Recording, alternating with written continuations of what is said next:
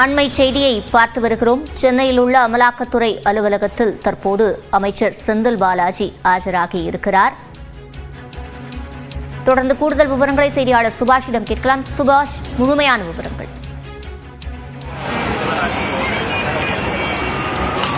அமலாக்கத்துறை வழக்கில் கைது செய்யப்பட்டு பின்னர் விசாரணையில் இருந்த பொழுது தொடர்ச்சியாக 471 நாள் ஜாமீனுக்கு பிறகு சிறைவாசத்துக்கு பிறகு ஜாமீனில் வெளிவந்த அமைச்சர் செந்தில் பாலாஜி நேற்றைய தினம் மின்சார மதுவிலக்கு ஆயத்தீர்வுத்துறையினுடைய அமைச்சராக பொறுப்பேற்றுக் கொண்டார். கடந்த வெள்ளிக்கிழமை நீதிமன்ற உத்தரவின்படி நேரடியாக ஆஜராகி அமலாக்கத்துறை அலுவலகத்தில் ஆஜராகி கையொப்பமிட்டிருந்தார் நிபந்தனையின் அடிப்படையில். அதன் தொடர்ச்சியாக இன்றைய தினத்தில் முதல் முறையாக அமைச்சரான பின்னராக தற்போது முதல் முறையாக ஆஜராகி இருக்கிறார். அமைச்சருக்கான வாகனத்தில் வராமல், அதாவது அரசு எம்பளம் இருக்கக்கூடிய வாகனத்திலோ அல்லது தேசிய கொடி பொருத்திய வாகனத்திலோ வராமல் தனது சொந்த வாகனத்தில், அவர் எப்பொழுதும் பயன்படுத்தக்கூடிய வாகனத்தில் அவர் வந்திருக்கிறார்.